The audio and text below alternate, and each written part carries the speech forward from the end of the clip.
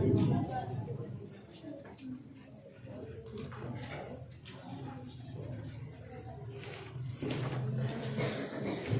باللہ السمیع العلیم من الشیطان الرجیم من حمزه ونفخه ونفخه سورۃ النحل آیت نمبر 116۔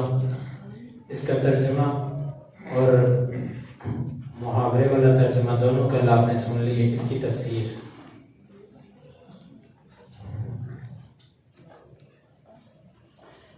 وَلَا تَقُولُوا لِمَا تَصِفُ أَلْسِنَتُكُمُ الْكَذِبَ هَذَا حَلَالٌ وَهَذَا حَرَامٌ لِتَفْتَرُوا عَلَى اللَّهِ الْكَذِبَ، کہ تم اپنی زبانوں سے ہی کسی چیز کو حلال اور کسی چیز کو حرام مت کہو۔ حلال اور حرام کہنا یہ شریعت سازی ہے، اور شریعت سازی اللہ تعالیٰ کے سوا کوئی نہیں کر سکتا۔ حتیٰ کہ رسول یہ بات اچھی طرح ذہنوں میں بٹھائیے گا، ہمارے نبی صلی اللہ علیہ وسلم شارح تھے، شرع کرنے والے۔ آپ شارع بھی تھے، شارع کا مطلب ہوتا ہے شریعت بنانے والا، لیکن اس میں آپ اللہ تعالیٰ کے دونوں میں پابند تھے۔ اللہ تعالیٰ کی طرف سے جس چیز کا حکم ملتا تھا آپ اس کو شریعت بناتے تھے، بغیر اللہ تعالیٰ کی مرضی کے آپ کسی حکم کو جاری کرنے کے اختیار نہیں رکھتے تھے اللہ تعالیٰ کی مرضی کے بغیر۔ رسول اللہ صلی اللہ علیہ وسلم نے صرف اپنی ذات پر شہد کو منع کیا تھا کہ میں شہد نہیں کھاؤں گا آج کے بعد۔ اللہ تعالیٰ نے فرمایا کہ لِمَ تُحَرِّمُ مَا أَحَلَّ اللَّهُ لَكَ، آپ اس چیز کو کیوں حرام کرتے ہیں جس کو اللہ نے آپ کے لیے حلال کیا؟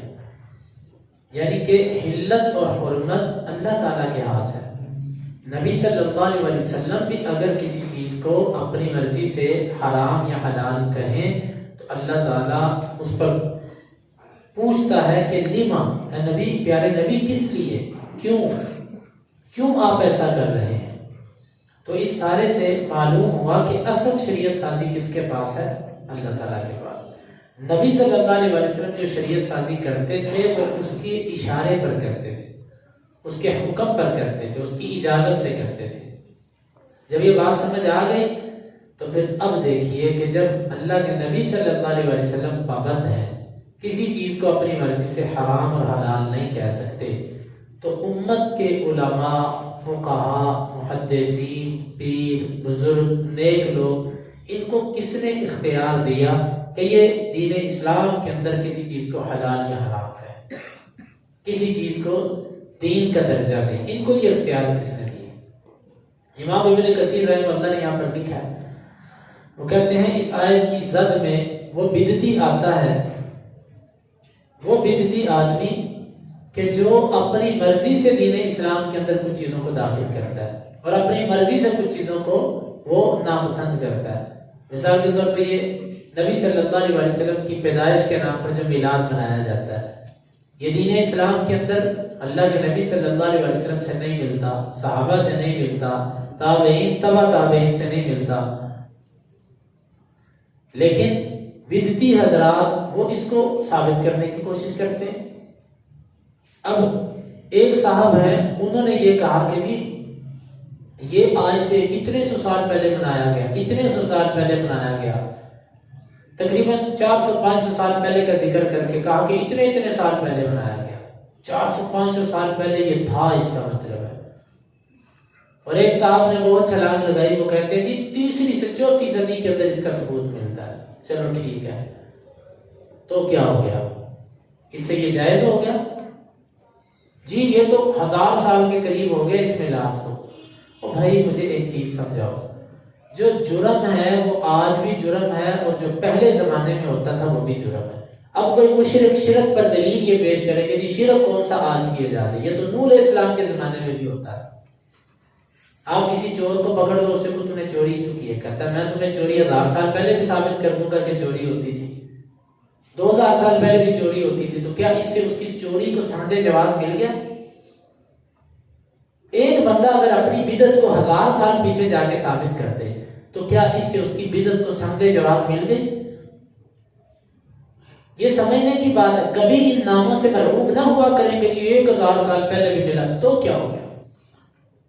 سب سے پہلی بدعت صحابہ کرام کے زمانے میں جو نکل آئی تھی وہ خوارج کی بدعت تھی. خارجی لوگ، رافضی لوگ جو علی رضی اللہ عنہ کی شان میں غلو کرتے تھے، وہ سب سے پہلی بدعت ہے جن کے خلاف علی رضی اللہ عنہ نے جہاد کیا تھا اور ان کو قتل کیا تھا. اب خارجی آج کے دور میں بھی موجود ہے. وہ اٹھ کے یہ کہیں گے جی ہم تو صحابہ کے دور میں بھی تھے، تو کیا اس سے خارجیت ثابت ہو گئی؟ کوئی بندہ یہ ثابت کر دے کہ جی کسی مولوی نے 1000 سال پہلے بھی یہ بدعت کی تھی، تو ہم یہی کہیں گے جس طرح کہ تم بدعتی ہو 1000 سال پہلے بھی کوئی بدعتی تھا، تم بھی بدعتی، اس نے بھی بدعت کی. بدعتی بدعت سے کیسے ثابت کر دے گا اپنے عمل کو؟ جیسے چور چور کو پیش کرتا ہے تو کیا چور دوسرے چور کا نام لے تو اس کی چوری جائز ہو جاتی ہے؟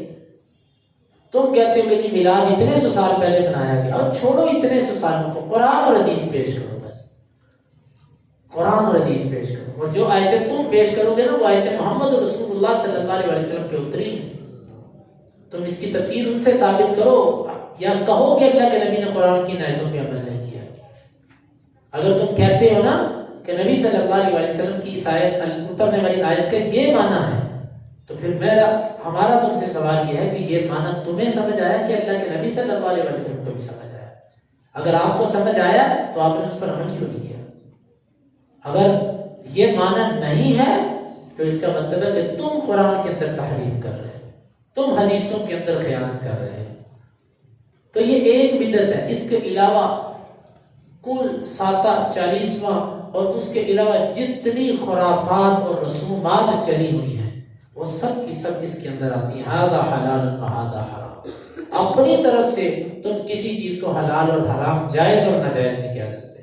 کسی بڑے لوگ پتہ کس بات سے ڈرتے ہیں؟ یعنی فلانے امام صاحب کا قول ہے، فلانے پیر صاحب کا قول ہے، فلانے محدث صاحب کا قول ہے، فلانے فقیہ صاحب کا قول ہے. یاد رکھو یہ سب امتی ہیں، ہم سب کا احترام کرتے ہیں، لیکن ہم کہتے ہیں کہ وہ بشر تھے، وہ بشر تھے، بشر سے غلطی ہو سکتی ہے. ایک نبی کی ہستی ہے کہ جس سے کبھی غلطی نہیں ہو سکتی.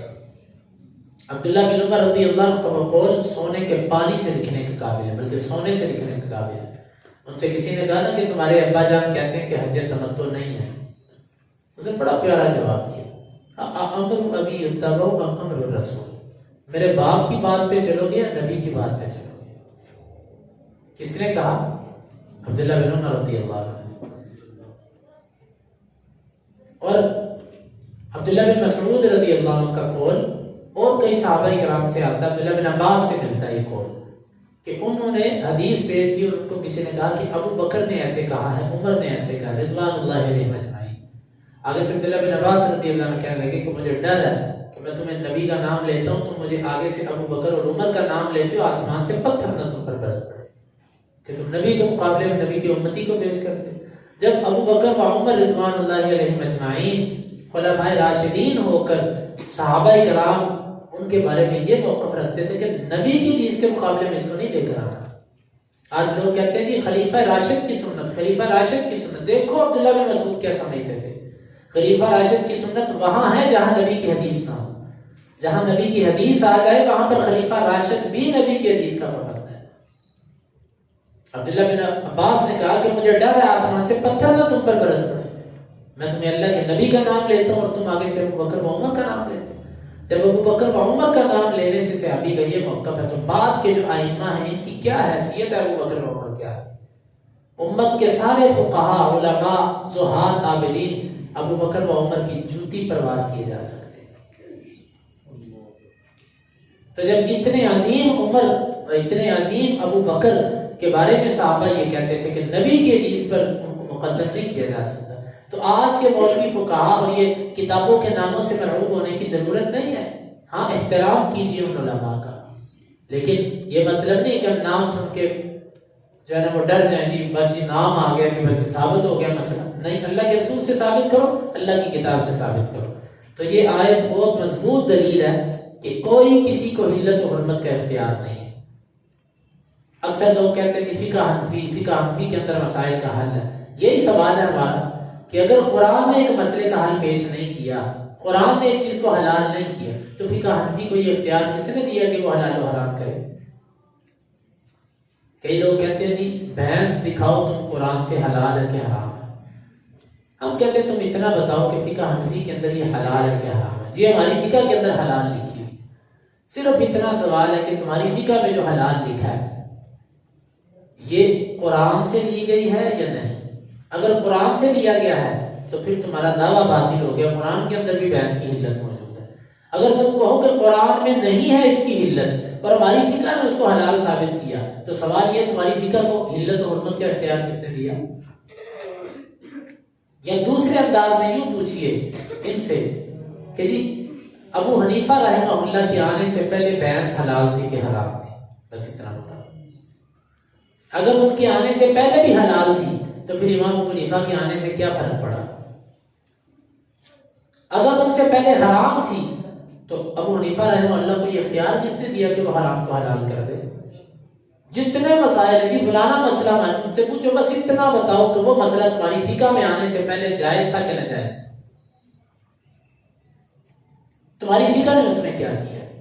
یہ خواہ مخواہ قرآن اور حدیث سے متنفر کرنے کی صورت۔ ہم فقہ کا احترام کرتے ہیں، کوئی بھی فقہ جو قرآن اور حدیث کے مطابق ہے ہم اس کا احترام کرتے ہیں، لیکن یہ باتیں ہم اس لیے کرتے ہیں کہ یہ ایسی باتیں ہمارے سننے میں ہمارے پڑھنے میں آتی رہتی ہیں۔ قرآن حدیث کو نیچے کرنا، فقہ کو اوپر کرنا، ایسے لوگ اکثر ہمارے سننے میں آتے رہتے ہیں۔ تو اس لیے یہ قرآن مجید کی آیت بڑی واضح ہے، تم حلت و حرمت اپنی طرف سے نہیں کر سکتے، لِتَفْتَرُوا عَلَى اللَّهِ الْكَذِبَ، تاکہ تم اللہ پر بہتان باندھو۔ ایک چیز کو اللہ نے حلال نہیں کیا، تم کون ہوتے ہو حلال کرنے والے؟ ایک چیز کو اللہ نے حرام نہیں کیا، تم کون ہوتے ہو حرام کرنے والے؟ ان الذين يفترون على الله الكذب لا يفلحون، بے شک وہ لوگ جو اللہ پر افتراء باندھتے ہیں، جھوٹ باندھتے ہیں، کبھی بھی فلاح نہیں پائیں گے۔ شرک، اللہ کے ساتھ شرک، یہ افتراء ہے، اللہ پر جھوٹ ہے۔ جی یہ داتا صاحب ہیں، ان کو داتا کس نے کہا؟ اللہ کے قرآن نے کہا، نبی صلی اللہ علیہ وسلم کی حدیث نے کہا، کس نے کہا؟ لوگوں نے کہا۔ لوگوں کو کس نے اختیار دیا کہ ایک شخص کو داتا کہیں؟ یہ گنج بخش ہے، اس کو گنج بخش کس نے کہا؟ اللہ نے کہا، اس کے رسول نے کہا، لوگوں نے کہا۔ لوگوں کو یہ اختیار کس نے دیا؟ یہ غریب نواز ہے، یہ فلانا ہے، یہ فلان، ان کو یہ نام کس نے دیا؟ ان ہی الا اسماء سمیتموها انتم وآباؤکم ما انزل اللہ بہا من سلطان، یہ نام ہے جو تم نے، تمہارے باپ دادا نے رکھے، اللہ نے اس پر کوئی دلیل نہیں نازل کی۔ یہ جھوٹے نام ہیں اور یہ جھوٹ ہے سب تمہارا گڑھا ہوا۔ اللہ تعالیٰ کی کتاب کو دیکھو، ان الذین یفترون علی اللہ الکذب، شرک سب سے بڑا اللہ پر جھوٹ ہے کہ یہ اللہ کا شریک ہے جی، یہ کام کرتا ہے۔ تمہیں قرآن کی کوئی آیت آئی ہے تمہارے اوپر کہ تمہیں پتا چلا کہ یہ کام کرتا ہے؟ تمہیں کس نے بتایا کہ یہ کام کرتا ہے؟ بدعت اللہ پر افتراء ہے کہ جی یہ دین ہے، یہ کام کرنے سے ثواب ہوتا ہے۔ تم نے یہ کہاں سے بات نکالی؟ تو شرک اور بدعت اللہ پر بہت بڑا جھوٹ ہے۔ اس کے علاوہ بھی جو قرآن اور حدیث کی طرف کوئی بات منسوخ کر دیتا ہے، یہ دین کا مسئلہ ہے۔ کئی مولویوں کو عادت ہوتی ہے ایسی بات اپنی طرف سے کر کے کہ یہ دین کے اندر ہے۔ کئی لوگوں کو عادت ہوتی ہے وہ ایسی چلتی چلائی باتیں حدیث کے نام پر بیان کرتے رہتے ہیں، یہ حدیث ہے، پتہ ہی نہیں ہوتا حدیث ہے کہ نہیں ہے، کسی مستند علماء سے پوچھا ہی نہیں ہے، کسی مستند عالم سے پتہ بھی نہیں کیا، اور ایسی لگے یہ بھی حدیث ہے، یہ بھی حدیث ہے، دین کے اندر ایسا مسئلہ ہے۔ تو بھائی یہ سب کے سب اللہ پر افتراء باندھنے میں آتا ہے۔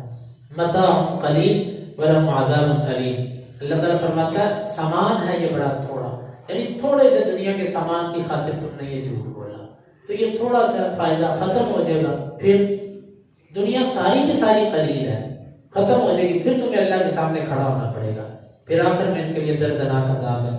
اللہ تعالیٰ سے دعا ہے کہ اللہ تعالیٰ ہمیں ان آیات کو سمجھنے کی اور ان کے تقاضوں کو پورا کرنے کی توفیق عطا فرمائے۔